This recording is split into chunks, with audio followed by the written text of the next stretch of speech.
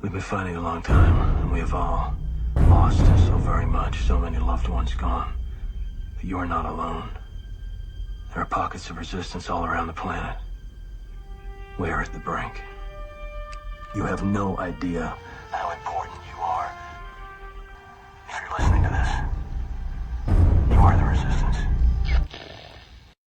Ave Maria Stella Dei Mater Alma atque semper Virgo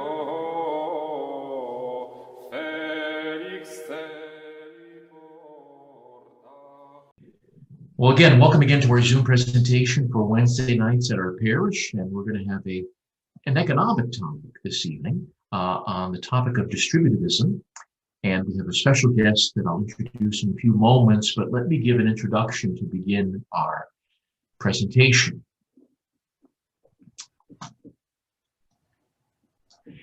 Back in my high school days, I had to do a book report on Upton Sinclair's The Jungle. The Jungle is a difficult book to read, especially if you're eating, since it recounts the horrible and unhealthy conditions in the meatpacking industry of Chicago back in the early 20th century. But Sinclair's book also speaks about the terrible treatment of workers in the stockyards of the second city. Ridiculously low wages, dangerous working environments, child labor, etc., work days that would exhaust even the fittest men. The story, The Jungle, focuses in on a Lithuanian family that comes to the United States to find the American dream, but ends up living a nightmare. Sinclair describes the situation in the meatpacking plants in the following way, quote, able-bodied men work from early morning to late at night in ice-cold cellars for 6 or 7 months in the year.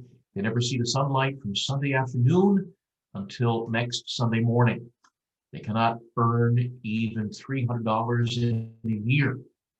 There are little children here in the factory who can hardly see the top of the workbenches, unquote. The Industrial Revolution brought with it many advances in productivity and transportation, but with it came obviously some issues, radical changes in society. Many people left their farms and headed off to the cities. They left behind their tools, their self-sufficiency, their independence, and became wage earners who did not necessarily share in the wealth connected with what the factory produced. Unrestricted capitalism, where wealth and the means of production are often in the hands of just a few individuals, is certainly an unhealthy situation for any town, city, or country. As the famous G.K. Chesterton once said, too much capitalism can lead to there being too few capitalists, with the great majority of workers being dependent, even enslaved to various employers. Monopoly can be a fun board game where individual players seek to accumulate as much wealth and property as possible without concern for their opponents or renters. But in real life, a few individuals monopolizing production hurts the common good. Individualism, materialism, and greed are great temptations for sure. At the time when Upton Sinclair wrote that book, The Jungle, many wage earners struggled to feed their families. For nearly 60% of their meager income just went towards their dietary needs. And since a worker could be fired at a moment's notice or have an accident that rendered him incapable of working, starvation was literally a concern. Sinclair saw the injustice of laissez-faire, unregulated capitalism, but unfortunately, most unfortunately, the author of The Jungle fell into even a greater evil, namely socialism. In fact, Sinclair has the main character in his book enter a workers' meeting where socialists are speaking against the established order. And the meeting ends with the cry of the workers shouting, "Chicago will be ours tonight." The evil of socialism can obviously be seen by looking at the two great socialist movements in the modern age, namely Hitler's Nazi Party with the National Socialist Party in Lenin, and Stalin's USSR, or the Union of Soviet Socialist Republics. In terms of economic socialism, the monopolies of a few capitalists controlling the wealth is replaced by the monopoly of the state.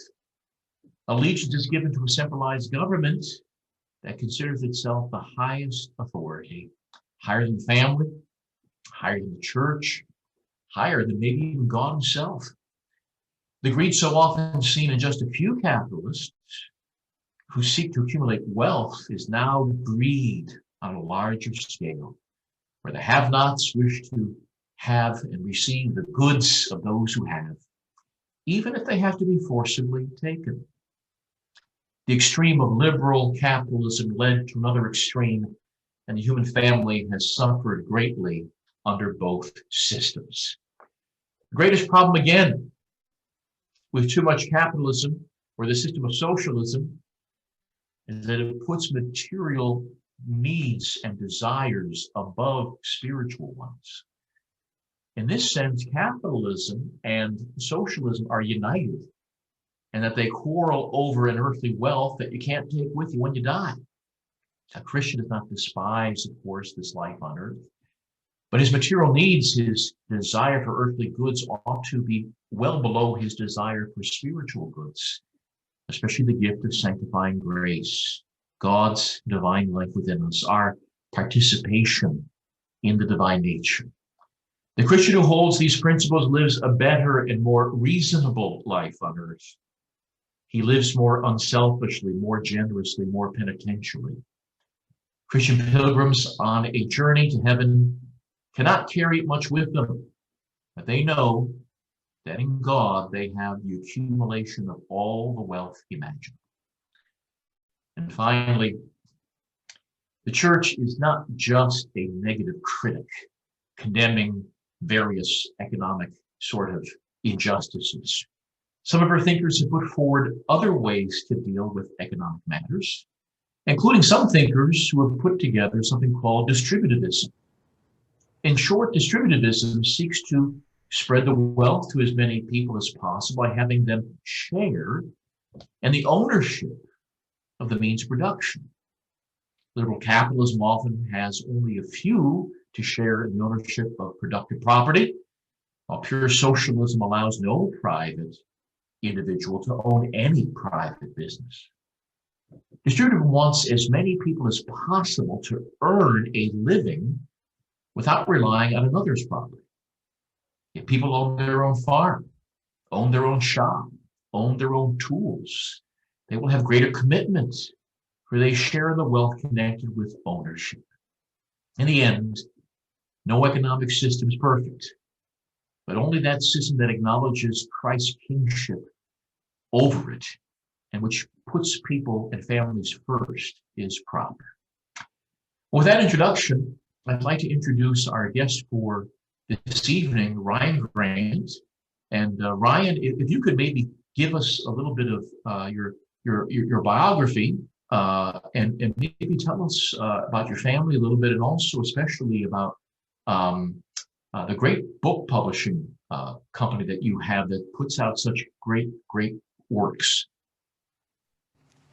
Well, thank you, Father, and thank you for having me on. I was born in eastern Connecticut, at the time it was a little town called Colchester.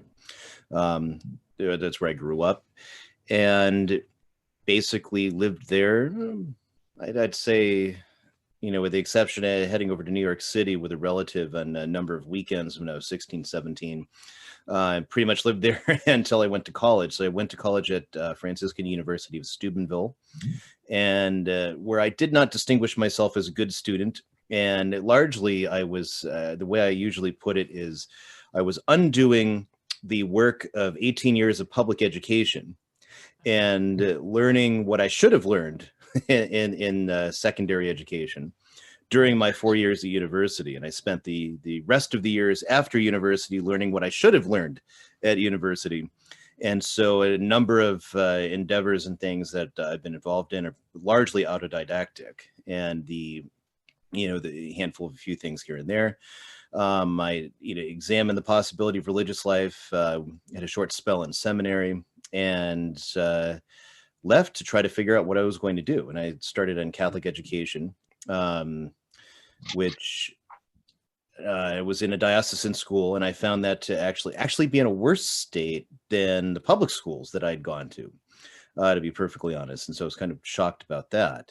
So at around 2004, I met my wife, and I moved to California, where we got married, and I tried different things, and then I ended up becoming a retail manager for a number of years. And it was actually around that time that my interest in alternative economics peaked, especially because I was an asset protection manager and I saw the numbers. The amount of money that's going out of this particular nefarious retail chain, which I'll have occasion to mention later, and how much they could have paid the workers, more. And not that they have to pay them everything, but there was such a vast amount of money that was going to the home corporate office in Arkansas. You get a better idea of which evil company I'm talking about. And they, and it just struck me, there's just something that's just absurd about this, about why this system is set up the way it is. And that got me, exploring many of the issues we're going to talk about tonight. And so, and then eventually I got out of there, got back into education. And then in 2014, I started Mediatrix Press, which at first I didn't quite know what I was going to do with it. It was actually a priest who showed me, hey, do you know you can get your own books made up now using print-on-demand technology? And I said, well, that's interesting. So I looked at it and said, wow, if I could make money, it'd be great. And then the job market tightened in the last years of Obama. It was hard to get work. So I said, I'm just going to put everything into this. And in the midst of that, I had a short time where I worked at Tan Books that also helped me a bit as we continued building the press.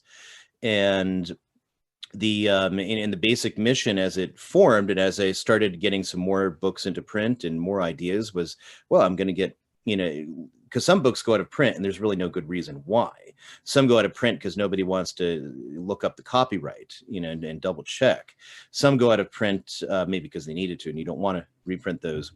So in the midst of that, I began translating several books from Latin. I learned Latin a little bit in college and pursued it the rest of the way autodidactically, mostly by reading it in Latin, memorizing words I didn't know, and double checking the syntax, the grammar, and then going back and doing it again and doing that same page again until I had largely had a mastery of it. And by that, means was able to begin reading it fluently and understanding it as I read it, as opposed to constantly having my head in a dictionary. So that's what allowed me to begin translating very rapidly. And then I took on different projects, which I'm still working on now. St. Robert Bellarmine is one. The whole of his controversies I'm about in March, I believe now, although I should never give dates because I gave December earlier in the year and it's still not out. But the Bellarmine's treatise on the sacraments in general, on baptism and confirmation, should be coming out next month. I've got to finish up the sections on confirmation to get it to my editor, and so we can get all that taken care of. And so, so I've got a number of editions of the controversies into English, and also St. Alphonsus Liguori. It's another one I'm working in tandem, and so I'm hoping to finish a good amount of that this year. I want to recommend that too to the people. Father Sean, who of course we all know, he has purchased a number of books. Moral theology. Remember, St. Alphonsus Liguori is the doctor of the church, but he's also the patron of moral theology. So that book being available, which Ryan has brought about in English, is very, very helpful. So it's a great press, and what a great service he has offered to the Catholic world. Very, very much so. So speaking about economics there, Ryan, what is distributivism in a nutshell? In a nutshell, distributivism looks to, there's complicated ways to render everything, but we'll just put it this way. Distributivism is an economic philosophy or policy that aims to implement the social teaching of the church in such a way as to increase the widespread ownership of property, of productive property, not just mere, because a lot of times you say property ownership, people think of owning a residential house or something of this sort and speculating on the cost of the real estate And then we actually mean owning productive capital.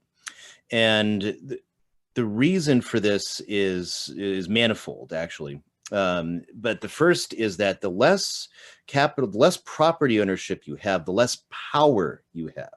Now, in modern societies, we tend to associate power with going to the ballot box.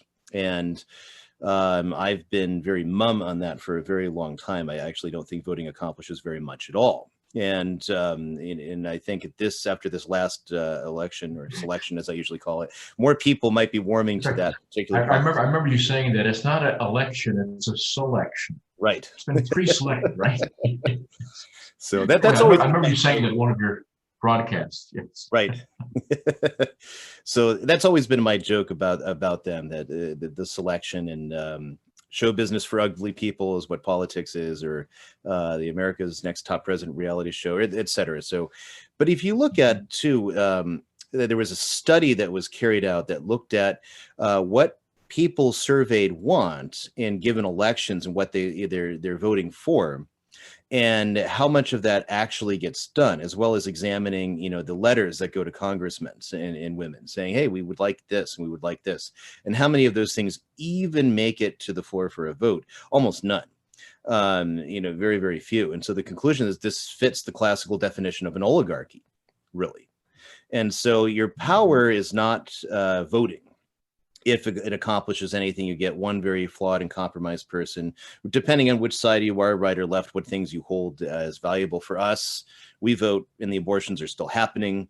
The degradations of family and so many other injustices still go on, just with somebody who's wearing a different hat and claiming they're going to do different things, and might affect it a little bit, but not very much. So the next is where you spend your dollar. That has a bit more power to it. And we've seen that be successful in various places where you say, well, I'm not going to shop here, and I'm not going to go to this place, and I'm not going to use this service because of, what they do in the other fold. Or sometimes they say, hey, we don't care, or at least at the present, they'll get money from the government, like in the case of Netflix, which lost, I think, over a third of its subscriber base between Cuties and this one movie they did about our Lord, which is horribly blasphemous. And the cancellations were massive. Any other company would have folded. But they're one of the unofficial branches of government, so they get money out of the Paycheck Protection Program. But in general, if you have a business and you say, well, I'm not going there and I'm not supporting this, they'll either fold up or they'll change what they're doing very quickly, because, as they say, money talks. Now, Daniel Webster in the 19th century said, power is nothing other than the ownership of property. Owning property gives you skin in the game, as it were, in terms of being a member of the community, a member of the state. It allows you the independence from various powers or social institutions or what have you, to manage your wealth and to manage things. In a society that generally has this widespread property ownership is a stronger society. And this is also what Pope Leo XIII teaches in Rerum Novarum. This is what Pius XI teaches in Quadragesimo Anno. We'll be talking about those documents a little bit. Also Pope John Paul II in Centesimus Annus. They all lay out a program for how it is that we're going to have a society, an ownership society. Now, with distributivism, that's one view of how to do it. There are others we'll talk about. One is Solidarism, or solidarity, which was outlined by the Jesuit theologian back when that was a good thing, Heinrich Pesch, in the last century. Then, and even before that, if I'm not mistaken. Then there's other movements. Sometimes they call themselves the Just Third Way, etc. And it's the same with what we're going to be critiquing in capitalism. Capitalism is not a monolithic, economic philosophy. There are many branches and ideas within that. One of the most predominant today is Keynesianism, although I argue that Keynesianism is just another form of Fabian socialism. And then you have the Austrian school, which is very popular. It's embraced by a great many libertarians because it connects also with the political philosophy and many other things. You have anarcho-capitalism, which also embraces the Austrian school very heavily. You have the Chicago School of Economics, which is also, like, for example, founded by Milton Friedman, very influential school of economics, and so on and so forth. Among socialism, you have different thoughts too. You have, I mentioned the Fabian socialists. They're one of the first very big and notable ones, although the French Revolution is itself a socialist and communistic movement. It's already in the late 18th century. You have democratic socialists, Christian socialists, you have any kind of socialist under the sun, and of course you have communism.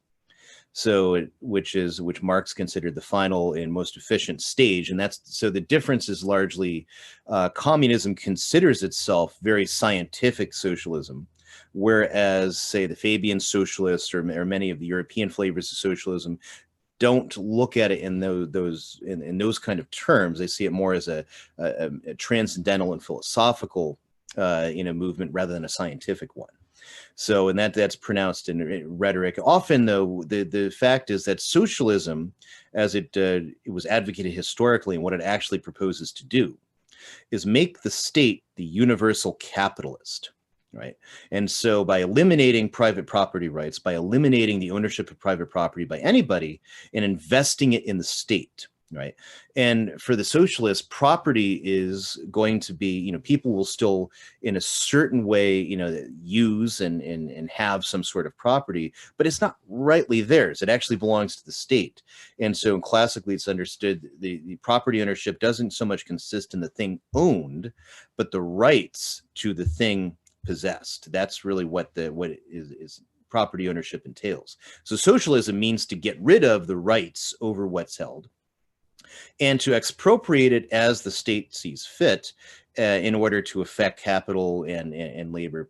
Now, capitalism, those of my persuasion who argue for some form of a third way, we often say it does the exact same thing, except instead of the state being the universal capitalist, the few very wealthy capitalists in the society, the elite, as it were, end up owning most property. And if anyone wants to question that particular movement, you just need to look at the fact that Bill Gates is now the largest owner of farmland in the United States, as of, I think it was reported in Forbes a month ago. So, and we have to scratch our heads and this goes to Chesterton's paradoxical statement. The problem with capitalism is it produces too few capitalists. Is that what ends up happening in the capitalist system is that as the individual thrust, the rabid individualism of capitalism says that the most important thing is for my self-interest to pursue my gains and to acquire, the goods and services and to create the goods and services to make as much money as I can. And then most capitalist theorists say, well, that will in turn benefit society in other ways because they will spend and they will produce, they'll do this. And so what happens is then that more and more capital, as they aggregate it, concentrates in fewer and fewer hands. And as a result, when times get tough and people end up having to leave their property, their productive property, and it gets sold off, the capitalist class comes in and buys it. It doesn't just sit idle. And so the result is more and more productive property is isolated in the fewest of hands, much as the bureaucrats of a Politburo in the Soviet Union or the industrialists in New York. And that's essentially how, and I know the capitalists will fight and they say, no, capitalism is this and it is this. And the socialists will do the same thing too. Oh, it's not this, it's this. And so it's important to look at the real, terms of what it actually does. And the same thing for distributism, because then our opponents will say that's just socialism. The socialists will do it to say, see, you're just like us. And the capitalists will say, no, you're just socialism, and I don't have to deal with you. So it's important to look at what principles are involved in each system and what they hope to obtain. I was thinking as you were speaking, one of our good parishioners, I think, gave a good description, or a good analogy, perhaps is better to say. And maybe you could comment on this. So you have these two well-known economic systems, capitalism and socialism. These people kind of know the names, right? And this person described it in this way. In a sense, there are some sins which are natural sins. So a person, man and woman who are not married, somehow get together in a sort of a carnal fashion. That would be like a natural sin. it's meant to be, in a sense, man and woman is in marriage, but they have sort of abused it, obviously. And then socialism, he compared to an unnatural vice, where there was nothing really about socialism that could sort of be recovered. And I'm wondering if you have any thoughts on that, that capitalism is something that can be abused so very easily. There's some dangers there. But socialism, there's something intrinsically wrong with it that is inhuman. I think the mind of the church rather demonstrates that very idea, in as much as through the social encyclicals, you do not have capitalism condemned by name. You have certain very clear ideas that you find in the Chicago school and the Austrian school that are condemned explicitly, but capitalism is not condemned by name. Socialism, on the other hand, is condemned uniformly and exactly in its definitions, in its accidents, in its philosophy, and its formal principles, in Rerum Novarum, in Quadragesimo Anno, in so many of the social encyclicals of the popes. Right, it's formally condemned. So now the social Christian socialists and Catholics who hold to socialist positions will say, well, but they're condemning this and but not this, where they almost completely ignore, I believe it's number 120 in Quadragesimo Anno, which explicitly condemns, socialism as such. And Pius XI said, no true Catholic can be a true socialist. And so if you are in any way a true socialist, you can't. And then if you're not, well, you're abusing the term.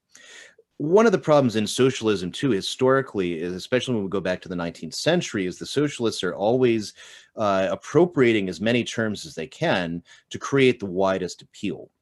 And so that, or even throwing off the name of socialism altogether and using something else. So, for example, Georgism, the philosophy of Henry George, which I believe it's Henry, unless I'm mistaken.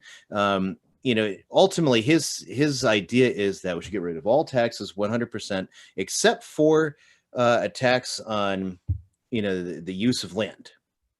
And his idea is that nobody will own, property, and anyone using property that produces a profit with that property, that will be 100% of that will be taxed.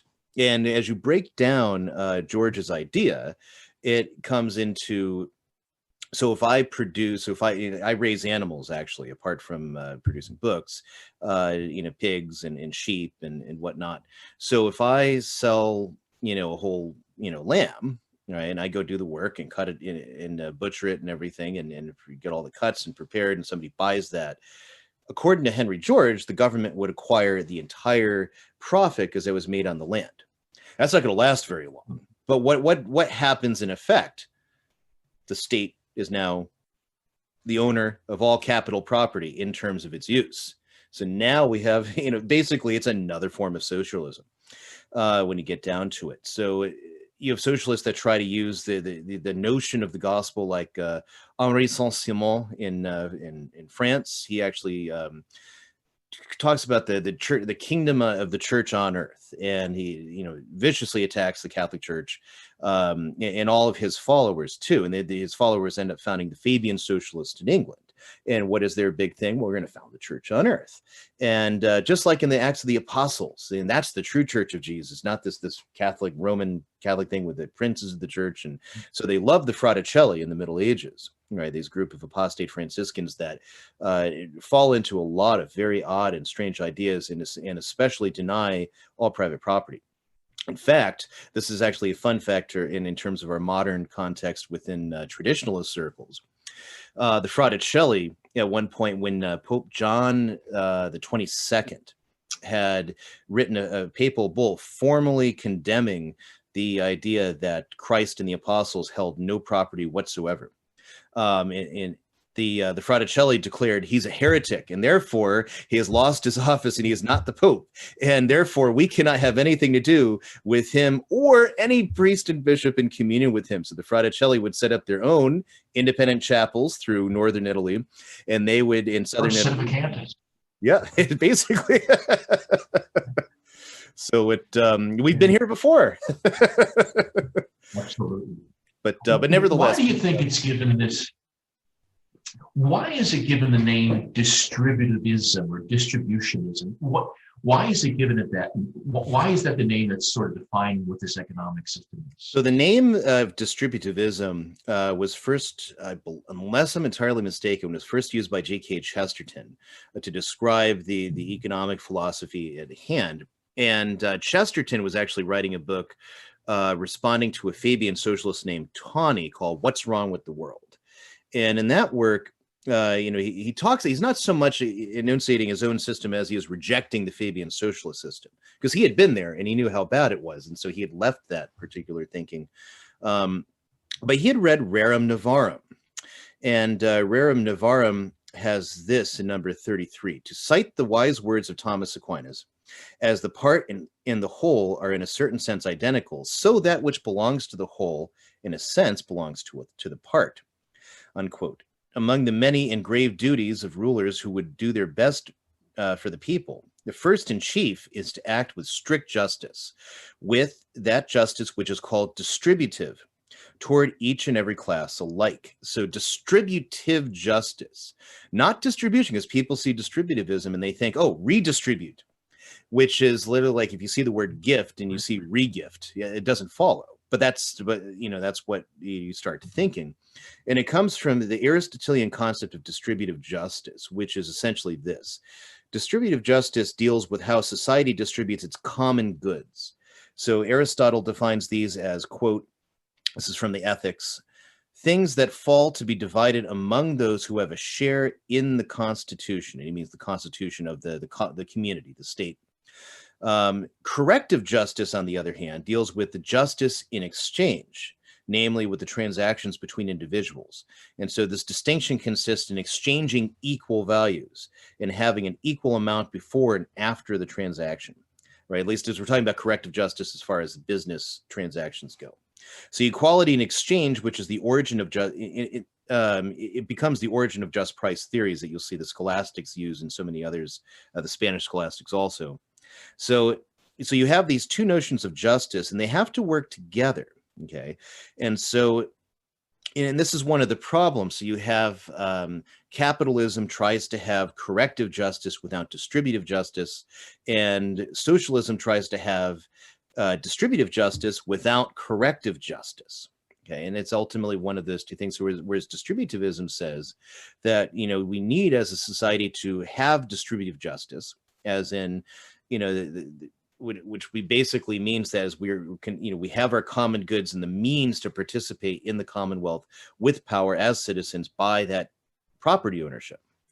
And the corrective justice means that when we engage in our business transactions, all the correct values are being exchanged, things are not being expropriated for the benefits of others, and so on and so forth. So and then the next question, of course, becomes how you get there, because then people says, who does the distributing, right? Is the common objection.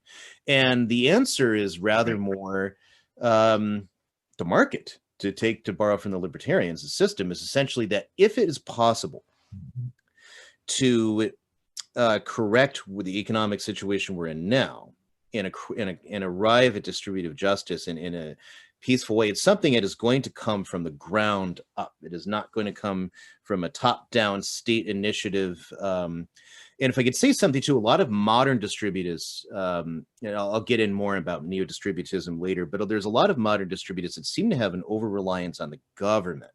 And as we'll see in a lot of third-way thinking, such as in Solidarism and also the social encyclicals themselves, the role of the state is extremely limited, okay? The state is not supposed to take care of you cradle to grave, and once you unleash the state, it starts, it's like tomato in Italian cooking. It starts getting in everything, right? So now you have this problem where the state is doing things it shouldn't be doing and usurping jobs that it shouldn't have. So one of the problems you get to under capitalism, it necessarily exists under socialism, is regulatory capture. And we see this time and time again in so many industries. There's this problem here, let's say in farming. right? You get a farm bill that goes through Congress. What do you know? There's not a whole lot for various farming operations. There's certainly no money for people to set up small and sustainable farms, but there's a good amount of money for industrial farming in like Archer Daniels Midland and Monsanto, GMO seeds, all the big DuPont, all the big corporate companies that are maximizing their profit at the expense of our health and our biosphere, right? With the productions of pesticides and chemicals and the poor quality of the food that they produce. But they somehow, wait a minute, we're trying to correct all the problems they're causing, but they get all the money. And the reason for that is the way our legal system is set, or not a legal system, our representative system is set up, is that members of Congress have to buy their ways onto various committees. Otherwise, they can't get in there. If you want to sit on one of the very important committees like Ways and Means or what have you, and you don't want to be stuck in some low committee that nobody thinks is particularly important, you have to pay for that seat. But your congressional salary will never cover that. It basically designed the system to sell out to the lobbyists. And that's one way they've crafted it today. 150 years ago was simply bribes. And you have a lot of political cartoons from the 1820s about this, so that the large corporations, say, oh, we hear you're going to regulate. Well, let us write the legislation for you. Or the government officials themselves will say, all right, we need to get some regulation in. How would you like to be regulated today? And in the end, you're just never going to get anywhere. Right. And especially you see so much of the critique. Oh, corporations own the government. We need the government to do something about this. How is that going to happen? It's not. It's completely against the interest of those who are currently running the bureaucracies in government, irrespective of whether it's Republican or it's Democrat or what have you. And there are people there who are, not evil, but they're the exception that prove the rule, I think. Or at least they're not, doing bad things. So we can't trust the government to affect the move to a distributive state, or we wouldn't quite get it to a state because it's not so much a line of political action as it is the economic way of life we want to establish. So if you do it from the ground up, and there's a number of things we'll talk about for ways to do that. People have to want private property. That's the other thing. So Hilaire Belloc, and we'll talk to Chester Belloc in a little bit. Hilaire Belloc, in his essay on the restoration of property, one of the very first things he says is that unless people want productive property, we will never see a restoration of property, because you can't force it. And it's against the principles of distributism to expropriate wealth.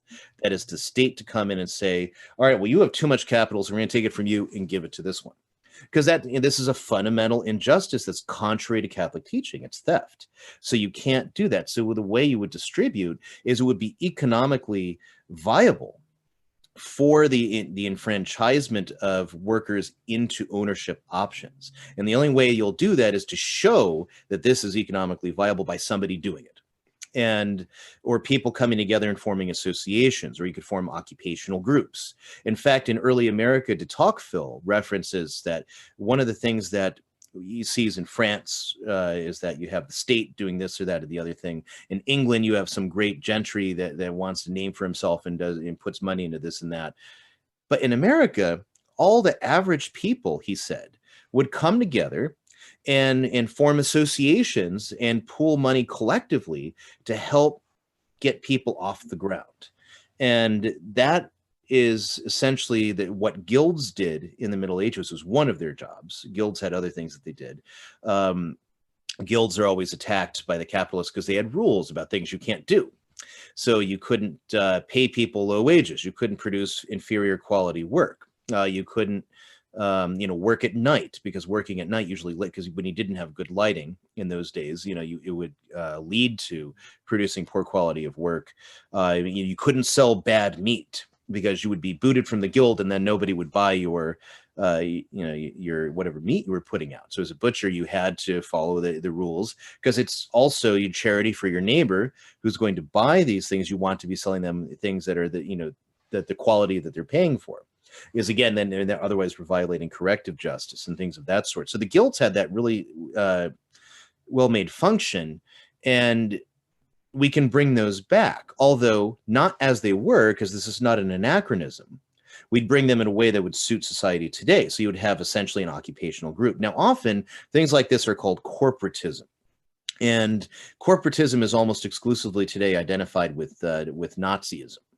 And that's a bit of a historical misnomer, really, because corporatism, I mean, right there, it's right there in the American colonies. This is, all the associations that de Tocqueville was referencing are essentially occupational groups or corporate bodies. So the idea of corporatism and corporate bodies, these kind of associations, and they were founded in Italy.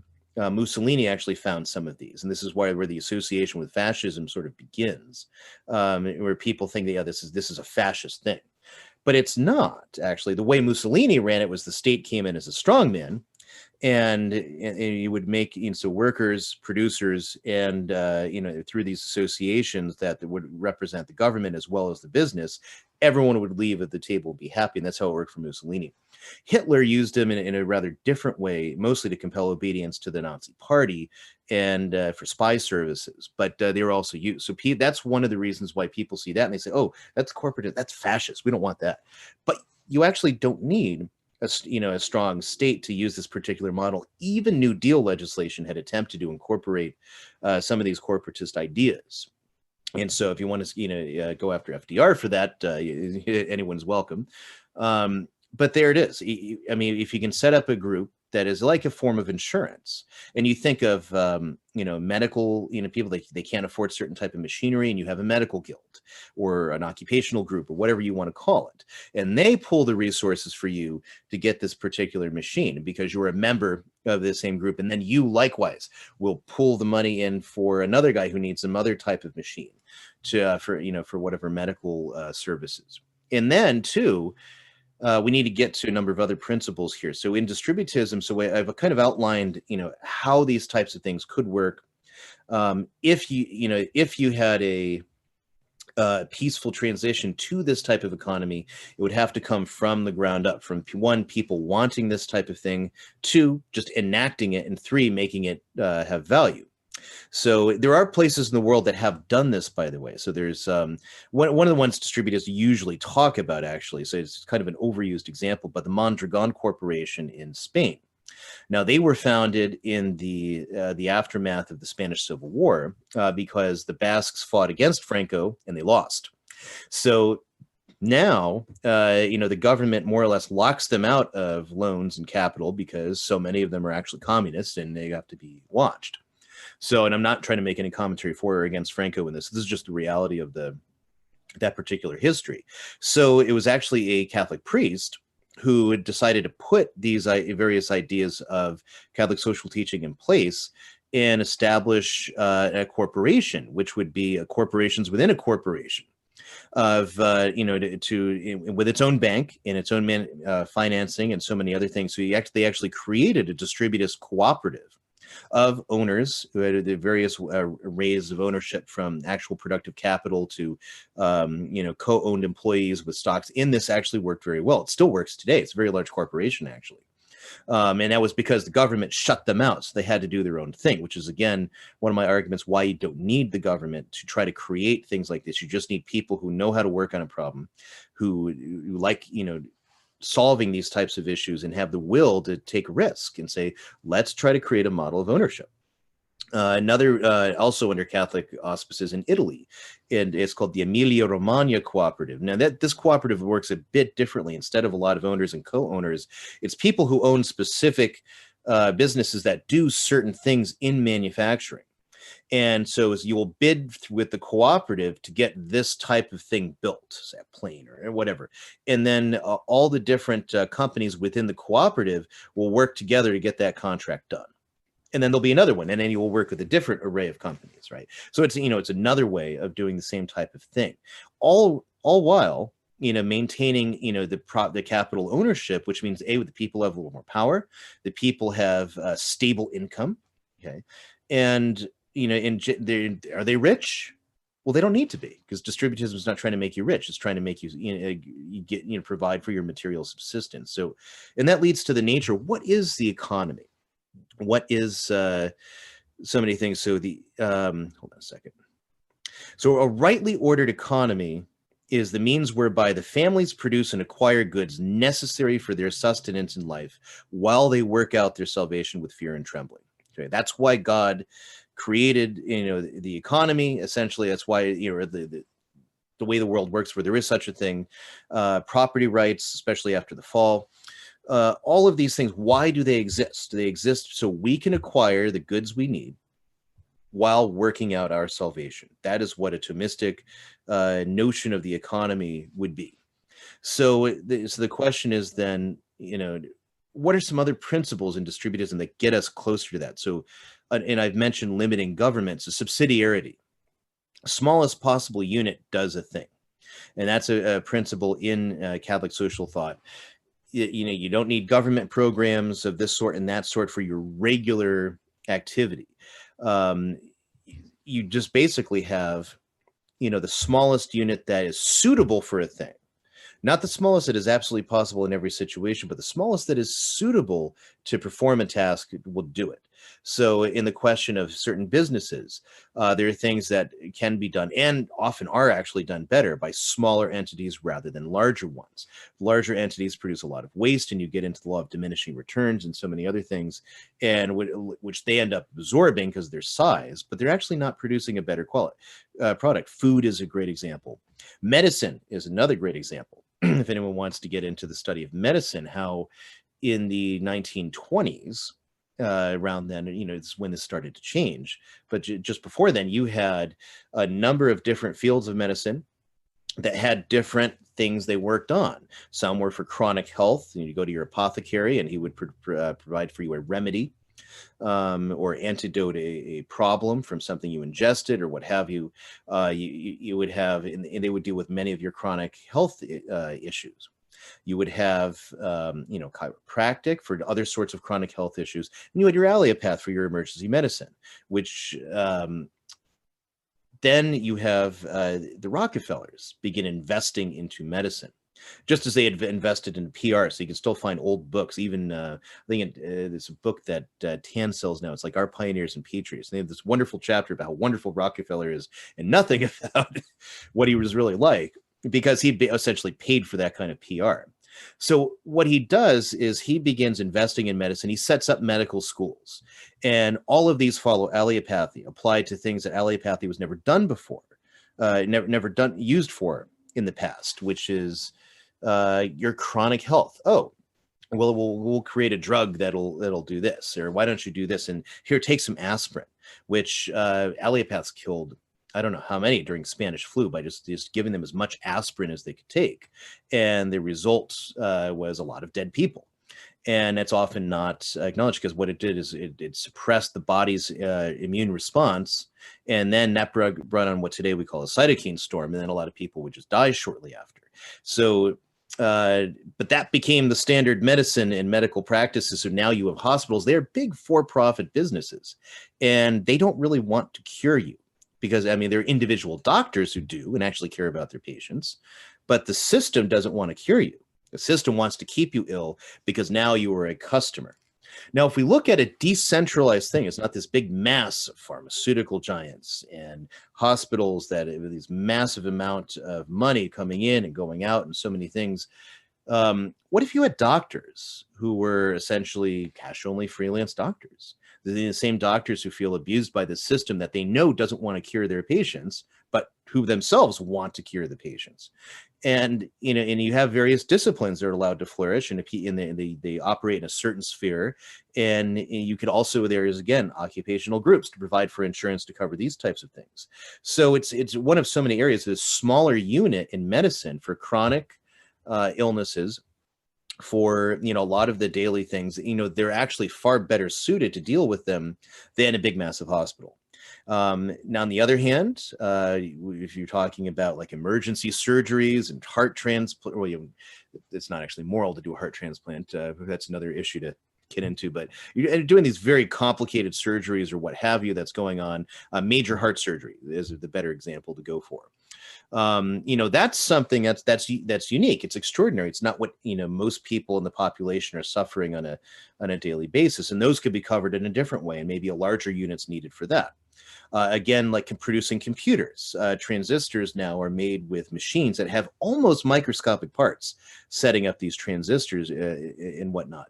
So how would one guy own a shop that could do that? We couldn't. All right, the technology of it doesn't make that possible. So instead, he would work, together with, in a sort of co-owner model. And in this type of model, you can invest. You're investing in the creation of the company, and essentially, you own various shares in the company. If you decide you want to leave that company and move to another one, you could actually sell out your shares, and there is much of the value of your labor as someone else now. He didn't do the work to create the company, but he's now paying his way into it. So now he owns, part of that company also as a laborer, right? And there's other models too for how laborers can be enshrined into the system itself. And I'm just going to pull up what I have on that here. So, and this actually comes into some of the limitations too. So the social encyclicals, when they address economic matters, there was purely social science matters, like this economic principle or that, unless it's dealing with the morality of human activity, it couldn't really be considered to be binding as faith and morals. But because economics is a social science, and it deals with what activity, whose activity, not the invisible hand of the market, human activity. And because it's dealing with that human activity, the church can pronounce on moral principles that affect how we make transactions with one another, whether we're talking about it through distributive justice or corrective justice. And so, but now this is where, they had made an assumption that didn't prove correct. So Leo XIII and Pius XII had essentially assumed that universal capital ownership must be financed through past savings. And so they recommended workers be paid more, i.e. a living wage or a family wage, to enable them to save enough to purchase capital, right? And that this would solve the problem. People would have more money. But apart from increasing cost in production and whatnot, it actually didn't solve the problem. And we see that now where employers are trying to move to lower those wages, unfortunately. But what it is that it's not because you shouldn't have a just wage or a family wage. It's not because you should actually have something approximating that. But we need to have a financial system that supports it. And that's the other thing, is that you can't look at one thing alone. We need to look at the totality of the system. And you can't just say in one area, okay, so we want a family wage. So we want to raise the minimum wage to $100 an hour, right? That'll solve all our problems. Well, no, it won't, because it balances out everywhere else. I mean, think about, back actually to corrective justice. Employment is a two-way street. Not only does the employee have rights, but so does the owner. So does the employer. He has rights too, right? Apart from that, the work is done and done well. And he has the right that he's not forced to pay you more than that particular work is worth. And if if this type of work, can't produce enough of it, by nature, to pay a family wage, then it's not actually the type of work for a family job. You see, it's probably more likely something that somebody could do on his own, as a private owner. But beside that, so you can't demand more from the employer than he is actually capable of paying. Not to say that, because when you look today, there's a lot of employers who could pay very much more, but don't, because they're maximizing stocks. And I won't get into the stock market or anything like that, because it's a rigged casino, and getting into the endless tangents of how that all works is, we don't want to deal with that really today. But so anyway, so this didn't actually, work out the way Leo XIII and Pius XI had imagined in Europe or in the United States. So there is a certain thinker named Louis Kelso, and what he wanted to do was address how to redistribute the existing wealth in society without expropriating it from somebody and giving it to somebody else. So how can we affect basically that capital ownership becomes more widespread? And so his idea was to finance widespread ownership of new capital or transfers of existing capital by expanding bank credit. And so you avoid the presumed necessity of confiscation or redistribution this way. And instead, you're enfranchising people into ownership of existing capital. And so, and this is usually called ESOPs, or employee stock ownership plans. And I could go into quite a bit about those, the nitty gritty of those, if anyone wants later, anyone has a question about it. But essentially that idea, so here's another way that we can affect more ownership following Catholic principles, but without the state coming in saying, okay, well, we're going to take this and give it to this guy over here because that's how we're going to redistribute it. And usually the state is the least competent to do those type of actions. Sure. In fact, if you could maybe speak about that, because I remember hearing one person, it's actually Dale Alquist or something. We were in a conversation. This is years ago. First, I ever learned about distributivism just a number of years ago.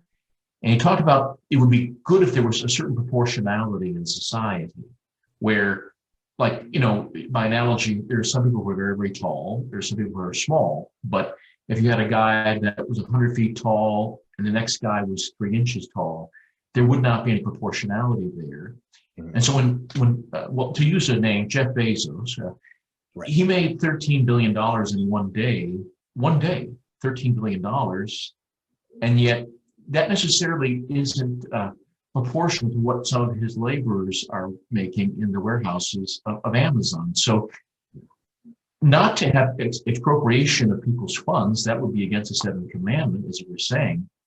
But how about just a little bit more proportionality in society where there's some who are wealthier and some who are not as wealthy, but at least some have a stake in the game, or skin, as you were saying. Mm-hmm. That's a trickier part.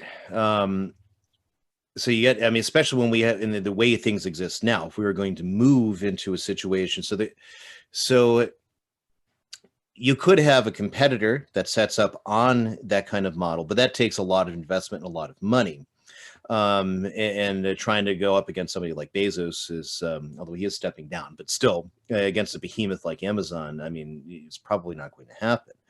And so I think things like that have to die more of a slow death, because the nature of what Amazon is a worldwide system of distributing things, and you order this and you have it the next day. Well, isn't that great? And this goes to one of the arguments that capitalists often make against advocates of a third way. They say, well, capitalism has lifted more people out of poverty and given them more material goods than any other system in the entire world. Well, yes. And Germany under Hitler was lifted more people out of poverty than the Weimar Republic did following World War I. It wasn't it great? Well, only if you were a certain class. If you were like myself of Jewish extraction, it was not going to be very good for you. So on and so forth. But materially, it was better under Hitler. And materially, he had provided these things. So does that mean that, so that alone is not an argument for why something's good? Because obviously in the case of, Germany, Nazi Germany, it's not good. So when you look at, capitalism has done that, but it's created this massive disparity.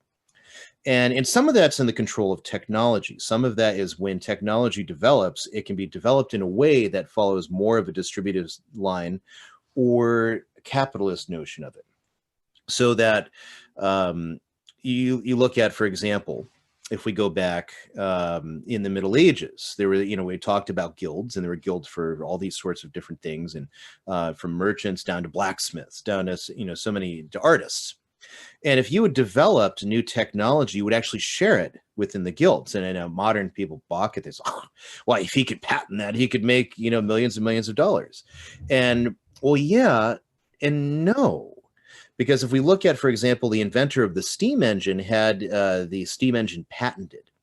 And so nobody could labor on it and improve it. And then he had the parliament extend the patent for an extra 20 years. So it's about, I think it became a total of 50 years. Nobody could work on it. Now, one of the partners, I can't remember the names, one of the partners who created the steam engine was still alive when the patent finally ran out. And then people started laboring on it. He saw that and employed people to do other improvements to it. And the next thing you know, he was actually making more money now that the patent had expired than at any time while that patent was running, right? Just because it was creating new opportunities and new business, whereas the patent was limiting the actual progress of technology. So that's one area where, again, the government overreach comes in and trying to protect things, and it actually makes it worse, right? But beside that, technology is one of those things that, you can use it to centralize, such as the Industrial Revolution centralizes. It brings everyone into the factory where they have to work on these large machines, and thus, destroying traditional businesses in the home. Now, Now, as technology progresses, because this is a criticism is levied against capitalism, often by socialists, sometimes by distributists too, and it's not usually levied correctly. They'll say, "Oh, look, capitalism destroyed all these people's livelihoods because this new thing came along and they couldn't produce anymore." Well, necessarily, there's going to be change that has to happen as technology changes. That's just reality. You can't get away from it. You can't impede it by saying, okay, well, no, we're going to disallow that technology so that way these people keep their jobs. What you do is update your business, update what you produce or how you produce it in order to reflect the change in technologies. And so you see, I always manage to bring something tobacco into something, but one of the more famous makers of pipes and pipe tobacco, the Dunhill Company, I believe it was Henry Dunhill, unless I'm mistaken, he had inherited a saddle business from his father. At the time when the automobile was taking over and the writing was on the wall, if you made saddles, you're going to be like in a niche market. So he changed what he did. And he took all the leathering and all the tools and all their know-how and transformed it into producing motoring accessories. And which then the wealthy who had motoring cars, they had the money, so they would come and buy these accessories. And then he came up with the idea of trying to make a pipe you could smoke while you drove. Well, it actually didn't work, but it got him going into pipes, and that's how he gets into tobacco.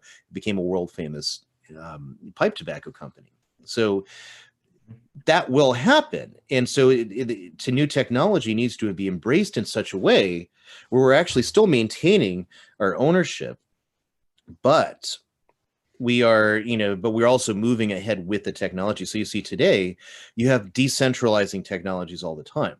A 3D printer, for example, those are becoming more and more likely to be just a household item in the future. And that puts an end to centralized factory manufacturing. There are 3D printers that can even do metal work. There are 3D printers that can do all sorts of things, and they're not quite out there yet, but they will be. And what would you'll have a big market for designing plans and such. What does that do? That you can creatively then design your own products and produce them that way, or just things you happen to need. So, and then then what happens to manufacturing? Well, it disappears, and then we have niche markets that we can recreate. So there's so much creative potential in human beings that but we need to have that beginning philosophy, which is the principle, again, like we said, of subsidiarity, of capital ownership, and of ways to maintain it and to value that work. And that's how one of the ways to bring in the proportionality, short of the government just coming in and just whether it's some kind of expropriation or putting in you could have something where the government, for those distributors who favor government action more, you could have something where a law that requires employers to cut the employee into the value of what they create with their labor by giving them ownership options and things of this sort, like employee stock ownership and such, as a way of bringing more access to basically future savings, and so they can get into that capital. You could do that. I don't know if ultimately that would be effective, especially as we're asking the government, it's against their interest to do that because they get the money from people like Bezos and such. It's where they get funded. So whether that would work or not, it's a big question. But at least in principle, that idea is something that could be tried. And that's one of the other things about distributism is that it's been done in one way or another throughout the world, throughout history, in one way, shape of time, or in this facet in time. As a full-out system, it hasn't been fully implemented since, you could argue, the Middle Ages in certain ways. In certain ways, that's true. But it's flexible, because it's simply saying we're trying to implement Catholic principles into the market. So maybe you don't want to call it distributism. I'll call it, Catholic capitalism, if that's what floats your fancy. But you're following all the same principles. That's all that Catholic social teaching requires. So if that's the way you want to go about it. But either way, you'll run into problems like this. How do we obtain that proportionality? Oh, that didn't work. So again, you would have to work out the principles to try to get around that, to one, maintain both distributive and corrective justice, and two, making sure that we're faithful in what the church has actually taught us on these matters.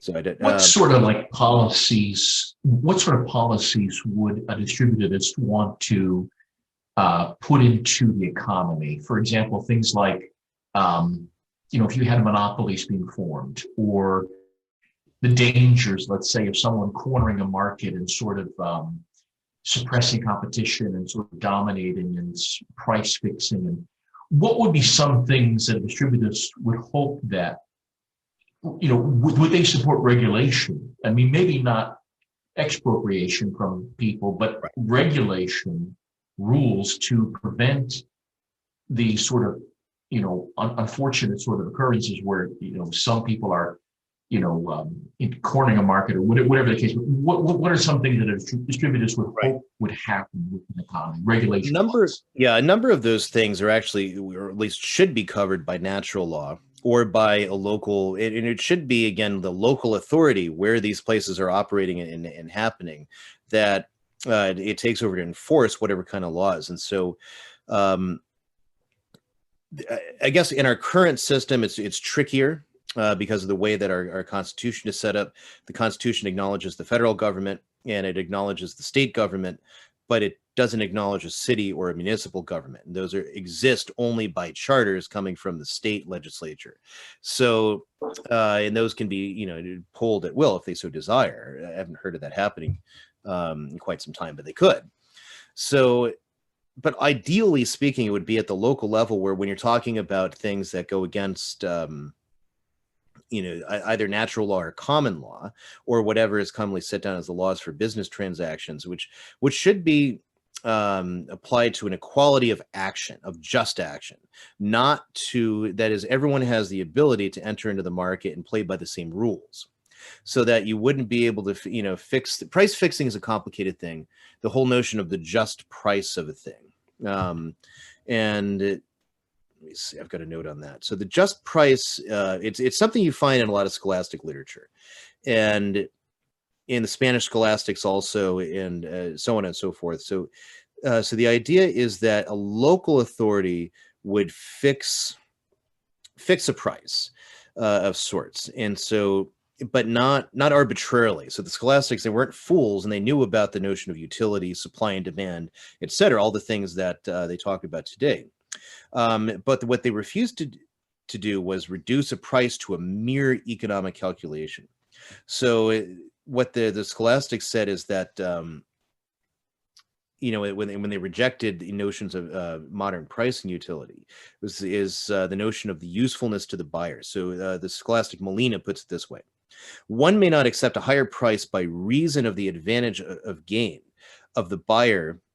That one may not do this is proof from the fact that the advantage is something of the sellers, but the sorry, let me do this again. I just butchered this entire thing. All right, so Molina says, the fact that one may not accept a higher price by reason of the advantage of gain of the buyer is proof from the fact that the advantage is not something of the sellers, but the buyers. Therefore, the seller may not accept payment for it. Otherwise, he would sell what is not his.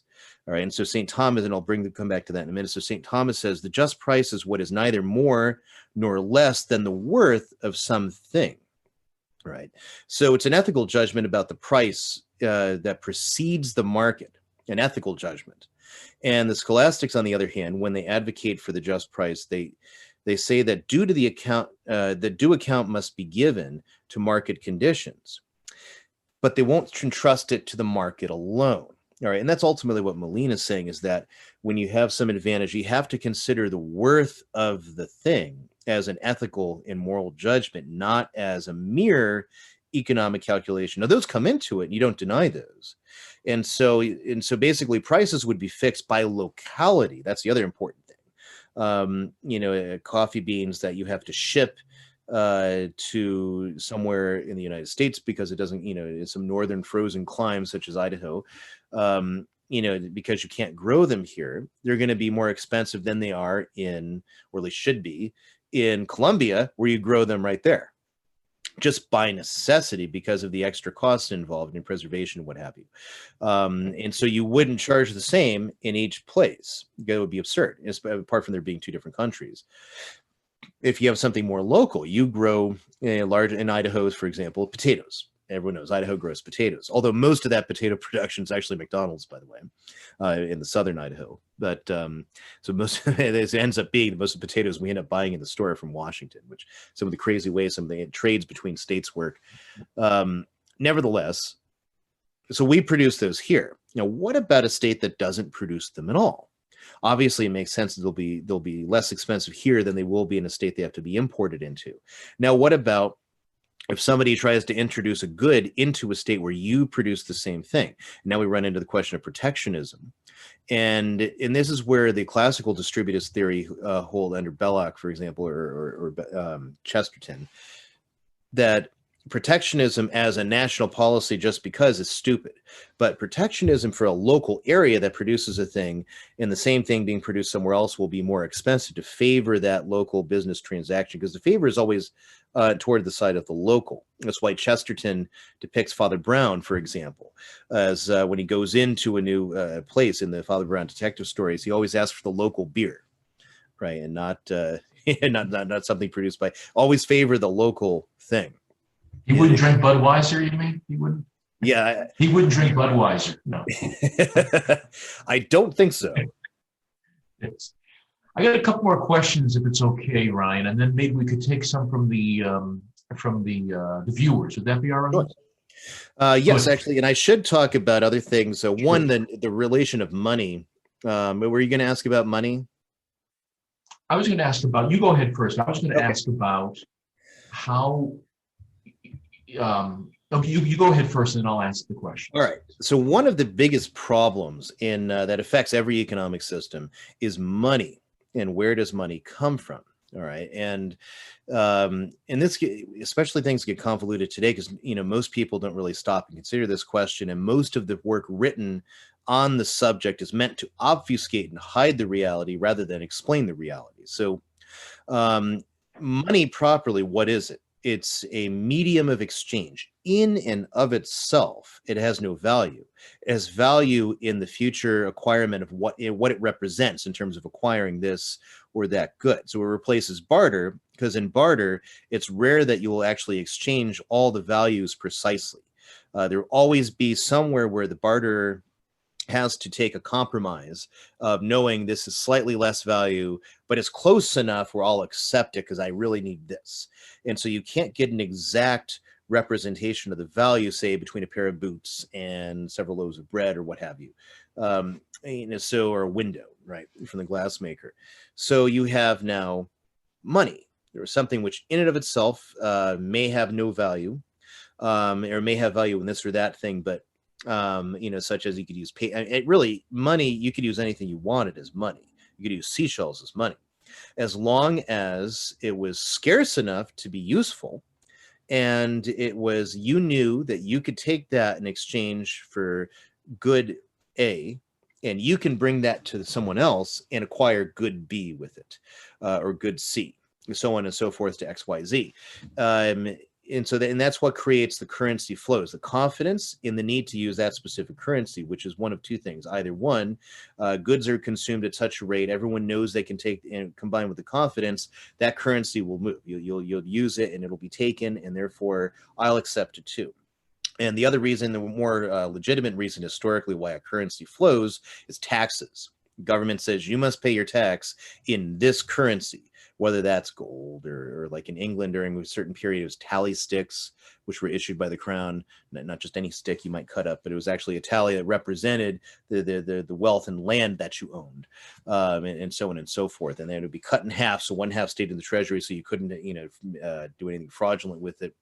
Gold and silver, obviously, because they're precious, they're scarce. So earlier in medieval theorists used to think that gold had an inherent value as far as money goes. But then the Spanish scholastics noted, well, all this gold flowing in from the New World. And now the prices have gone up. The gold is actually not worth what it used to be. And that's when they start working out the notion of the scarcity of it. And that's what actually creates the value, rather than any kind of inherent quality of the gold or the silver. So, but again, theoretically, you can use fiat currency too. But fiat currencies always tend to break down, right? It's one problem. So, and as we've seen with our dollar, which has lost over 90% of its value since about 1920. So where does our money come from? A lot of people think, oh, well, the U.S. Mint prints it up, and then it just comes to us somehow through some magic device, or goes to the banks and we get it there. Where the money, I mean, it's true that the mint prints the money, but we actually have a central bank, a private central bank, which prints up fiat currency that the U.S. government owes money for every dollar that comes into circulation. And so that all that money, that cash money, is actually debt. It all represents debt that our government owes to the Federal Reserve, our central bank. And in every central bank system that works with this kind of usurious fractional reserve lending, it has largely the same apparatus. Likewise in England, likewise in Europe, likewise wherever you want to go. So if we have that money comes into circulation, people spend it into existence, paying for goods and services, and everyone knows they need it for their taxes. That's why when you go to the store, they'll take that green paper from you and give you whatever food you've bought. Hopefully it's food. Most of the stuff people buy really isn't food, but that's a rant for another day. So they take that because they know they can pay their employees in it. Their employees will take it because they know they can acquire goods in that, and everyone knows they pay their taxes in that. So what happens is that there's other sources for creating money, and that comes through banks. And now banks can serve a very positive role in society in terms of investment and other things. But in our society, they actually form a very deleterious role. That is, they reduce the value of our currency by putting more out there. That is, they create money. Now, a lot of people who started to figure these types of things out, often they put it inaccurately. They say that banks create the money out of thin air. And that's not strictly true. I mean, that's essentially the effect, but they don't create it out of thin air. They create it based on your promise to repay. And, it's not even the asset in question. It's your promise to repay wills into existence whatever, let's say it's a car. So it wills into existence that $15,000 or $20,000. Now you go buy the car. And the agreement, of course, is if you don't pay up, they'll get the car. But oftentimes that's more of a liability for the bank than it is a value. It's your promise to repay that wills into existence that $20,000. So now you take that check and you give it to Mrs. B down the street, and she banks at Bank B, not your bank, which is Bank A. And so, she now has that check, and you get the car. She cashes the check at Bank B, you're at Bank A. But none of that money actually changes hands, right? And so now she has $20,000 in checkbook money. So she goes and buys something from person C, who banks at a different bank. And they go and buy something at the store, some massive thing, from Bank D, right? And all these checks go between the banks. But none of the money changes hands, except for maybe differences in their accounting, because all the banks in a central bank system such as ours function as one bank. And when they make loans, mortgages, and so many other things, they will money into existence that did not exist before. And that's why we also see the inherent problems of inflationary spirals. Then you go to deflationary spirals because bubbles pop. Why does a bubble pop? Some people start defaulting, and that money actually disappears from the system. Right. So much of it is a big, crazy financial house of cards. But in the end, the reality is all our money represents debt. You want to get a house, you have to become a qualified buyer and go through this rigmarole. And then if you don't have good enough credit, they're going to charge you more usury for that problem, more interest, which in that kind of a transaction anyway is largely sterile. So it's actually immoral. And actually, I do need to make a point about usury too. A lot of people get this misunderstanding of what usury is, what interest is. And so according to the scholastics anyway, in Pope Benedict XIV's teaching in Dum Vix Prevenit, is the following. Money, following St. Thomas and all the scholastics, money is that is sterile. That is, it doesn't produce fruit. It's not labor. It's not capital. So you can't charge interest on money just for its being money and just being in use. You can charge, according to the scholastics, a fee of some sort for the risk that's involved in other things, but it would be something like a one-time fee. And I believe it's Domingo del Soto, or it's no, not Molina. His name will come to me later, probably in the middle of the night. But he taught in Rome, great Jesuit there. Mariana, and there's another M, couldn't remember. So Mariana, they both say that any more than 3% for a fee in lieu of risk and such would be theft, just like that.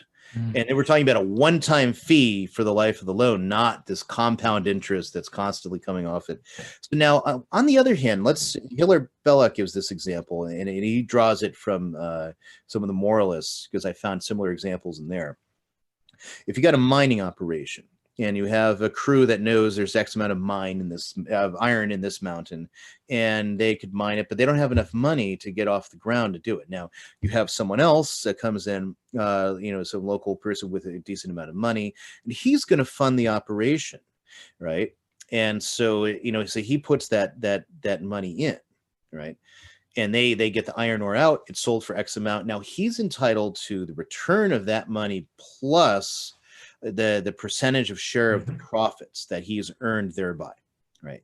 And then that's worked out and understood and agreed, and now that becomes an enforceable contract. So because it's fruitful, the money is now fruitful. It's not money being produced by money, it's money that's being produced through fruitful labor. So now it's not usurious, right? And that's why usury is a sin, is because it offends against the goodness of God, because you're trying to get something for nothing. You're trying to get something without applying any labor. You're trying to get something without a value being involved, right? And a lot of people don't realize it. So that's another thing is, and then how do we take down a system like this? It's a massive system. Now, the libertarians don't really have a good argument for this, because the Fed is a private institution, and they often revere private institutions, even though it has complete control over all the money that's given by the Federal Reserve Act. So the libertarians say, well, if we just if we ended the Fed and made it so it was no longer the private bank of the government, that it all solve itself. So wait a minute. So all the fractional reserve, I even talked about fractional reserve lending, which is usury at a whole different scale, which inflates the currency, but all that's just going to end because you got rid of the Federal Reserve. Well, it's going to continue, actually. So it's a strange thing. They don't really have an answer for that. Not that I've seen anyway. I'm glad they want to end the Fed, but they don't seem to know what comes after that. And what comes after that is that we need money that's based on value, not on debt. And so to do that, you have to end practices such as fractional reserve lending, where if you have so much in deposits, and so much on deposit with the central bank, you loan at a 9-to-1 ratio, which actually means that if you have $100,000, you can make but you can loan out 9 times that amount in decreasing sequences. And so of money that doesn't exist and you don't actually have it in your vault. See, people think when the bank loans the money, all that money is covered in the bank. It's not. And some banks around the world have a much higher reserve ratio, 30, 40, or sorry, much lower reserve ratio, so 30, 40, 50 to 1. So it becomes an obscene amount of money that they can loan out that they don't actually have a ratio to cover.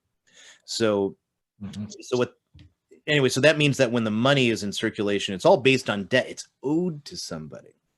And of course, there's no such thing as a free lunch. The piper has to be paid.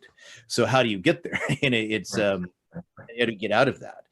And one of the principal ways to get out of it is that it could be a state government, if you want to go that way. It could be a private entity that founds an investment bank that essentially doesn't loan out. And of course, it's illegal to do that right now. You have to loan at the same standards all the other bank does if you're actually considered a bank.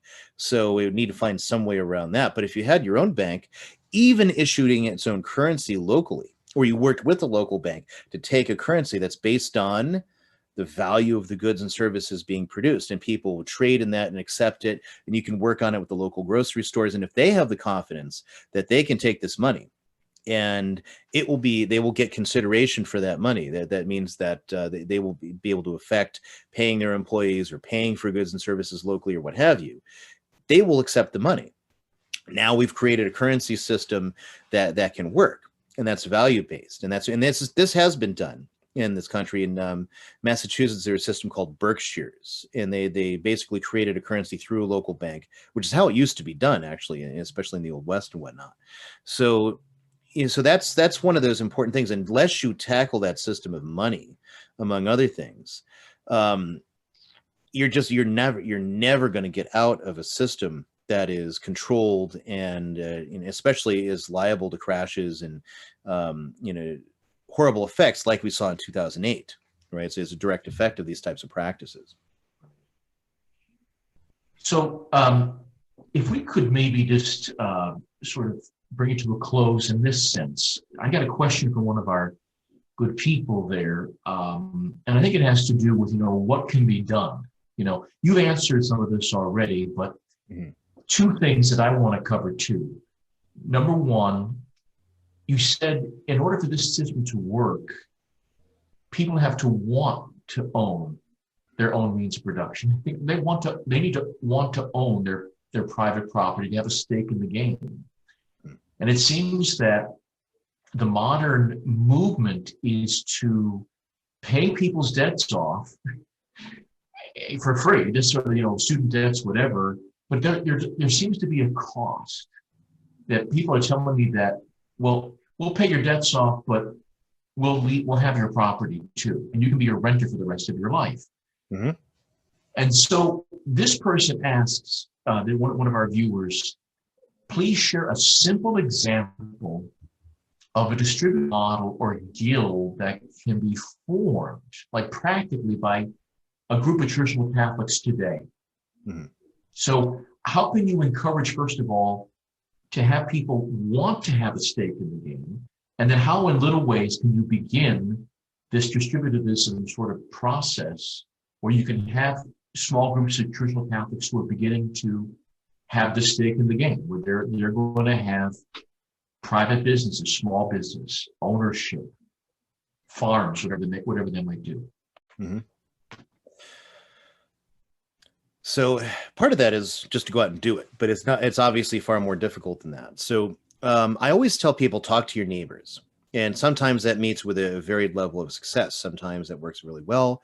And sometimes it doesn't. Sometimes you get all sorts of problems and pushback. People don't want to be neighborly. And that's another problem too with the culture.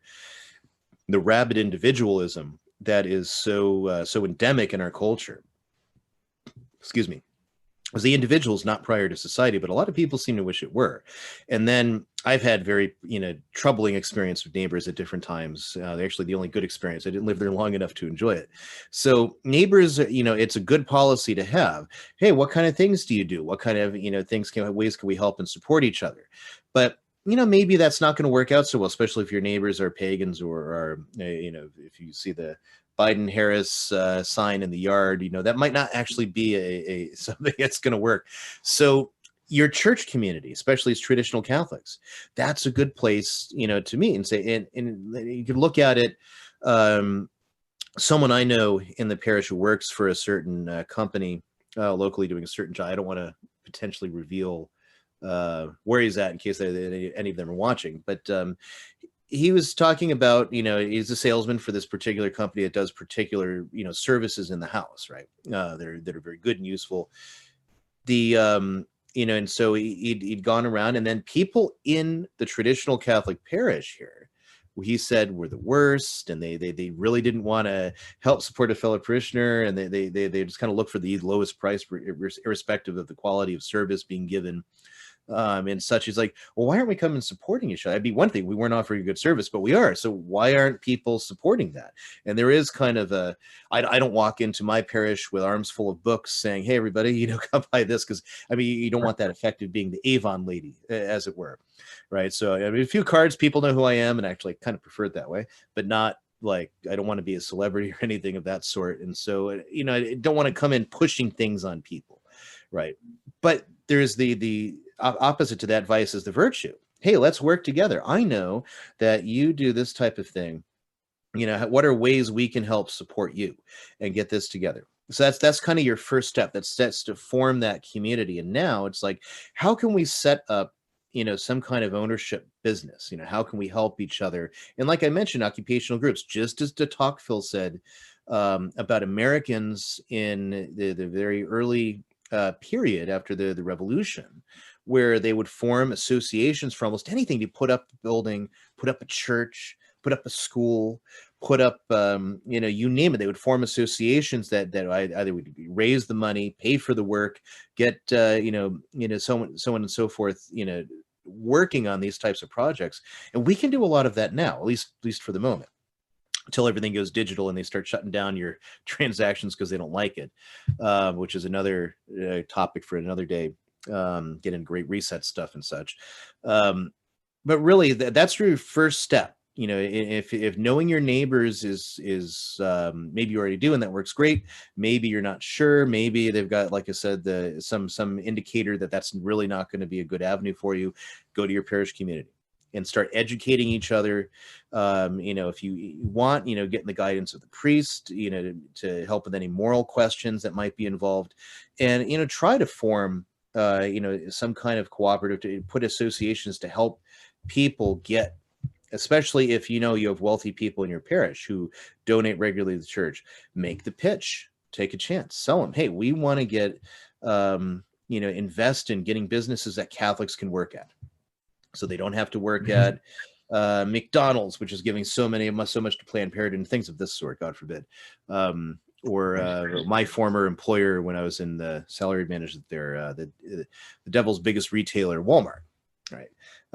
You know, how do we get people so they're not in those types of positions? So that's one thing that can be done. Others are, you know, learn how to do certain things on your own. Nobody can do it all. Nobody can learn anything. Very few people can be truly self-sufficient in absolutely every way. But at the same time, you can get sufficient a number of things. And I don't recommend building Catholic communes, because this always comes up. Hey, we'll build a big distributist commune, you know, paradise. Every time I ever see people get together, whether it's on Fedbook, which is my word for Facebook, or, you know, whatever, in these groups and their forums, and they try to create, oh, let's have Catholic community. Everyone relocate to this community and we'll form this Catholic community there and it'll be great. And then you see the types of arguments that break out and the different types of people. This one's anti-vaccine, and this one's pro-vaccine, and this one's, hey, shorts are great, and this one, don't ever wear shorts, they're evil, they're from Satan. This one watches Disney. This one says Disney's evil. This one, and the next thing you know, I mean, it's like a community like that would strangle each other before too long. But it is good, though, because even in a community, though, you still can network. You're not that far away, right? You can, you know, network with each other. You can make these types of things happen. You know, and somebody in the parish knows how to butcher and skin an animal. And hey, you know what? All you need is a little bit of your property to raise pigs. Really, you just need enough room for them to be able to move around freely and be happy and feed them good food. And then after 4 to 6 months, you're going to have bacon. And it lets, you know, help people get to that process, offset some of those food costs, right? Especially as meat is going to get more dear, or it's going to come from Supreme Leader Bill Gates or something of that sort, and it won't quite actually be meat. Some of his acreage that he has, yes. Well, I want to thank you, Ryan, very much. And I think people have benefited from this greatly. And I think that the resources that you mentioned, I think, you know, Hilar Belloc and G.K. Chesterton. And you also mentioned that Jesuit Solidaris. We didn't really get into that, but Heinrich Pesch. You still have time for me to mention something on Solidarism? Can summarize it real quick. Sure. So Solidarism, or solidarity, it's not to be confused with Pope St. John Paul II's movement against communism. Solidarism is a philosophy. It's very akin to distributism in a lot of ways. It's actually some of the thought that influences Leo XIII, as well as Pius XI. And it's based on a lot of the writing of another Jesuit earlier named Tapparelli. Right. And so employing principles we've already talked about, like subsidiarity, proportionality, and other things.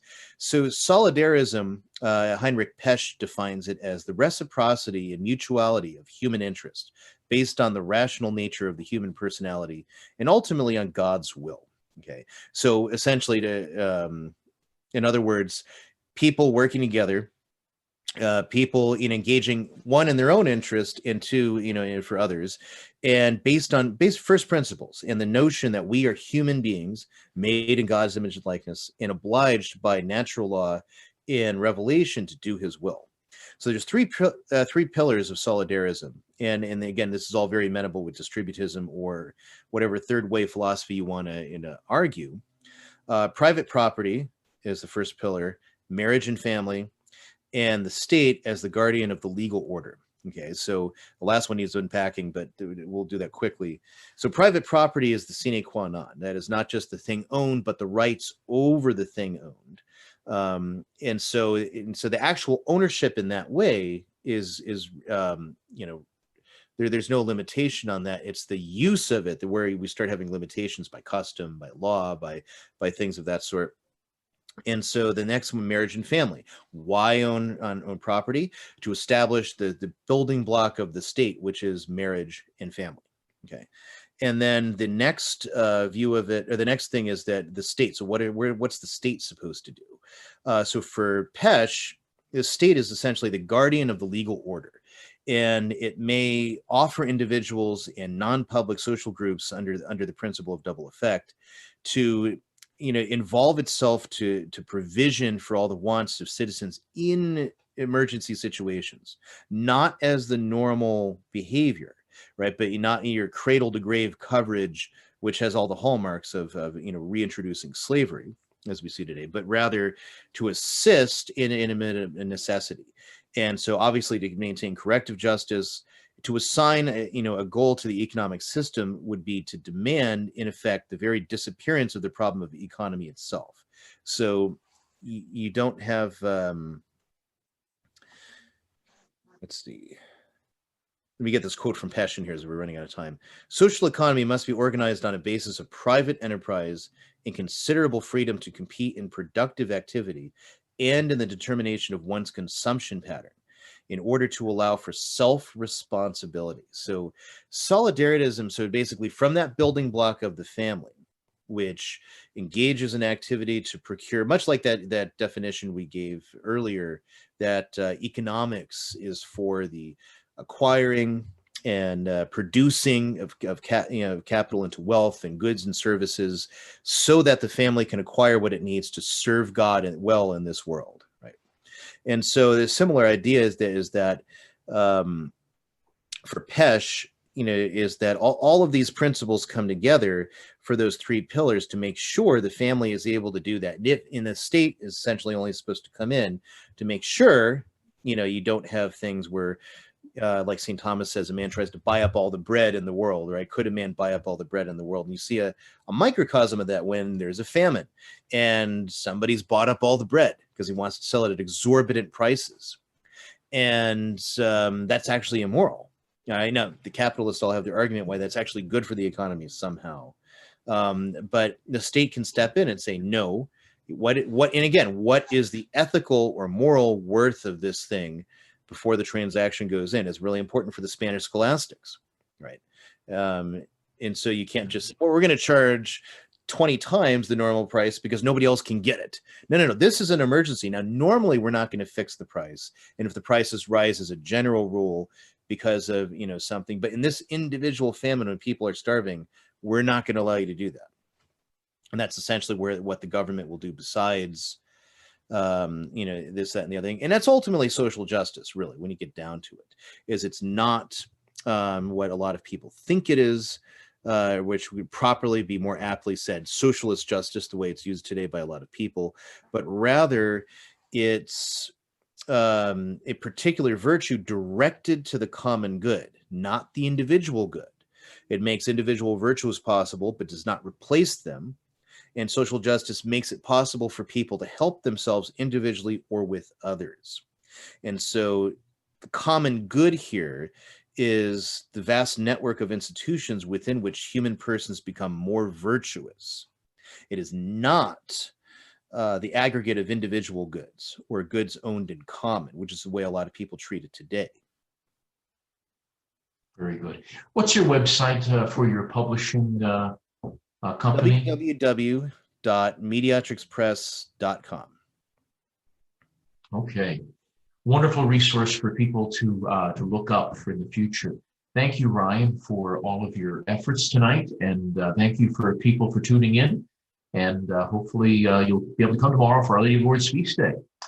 Let's end with a prayer. In the name of the Father, and of the Son, and of the Holy Ghost. Amen. Glory be to the Father, and to the Son, and to the Holy Ghost, as it was in the beginning, is now, and ever shall be, world without end. Amen. Benedictus in Pentis Patris et Filii et Spiritus Sancti Super Vos, et Mani et Semper. Amen. Thank you, everybody. Thank you, Ryan. Appreciate it. Thank you, Father.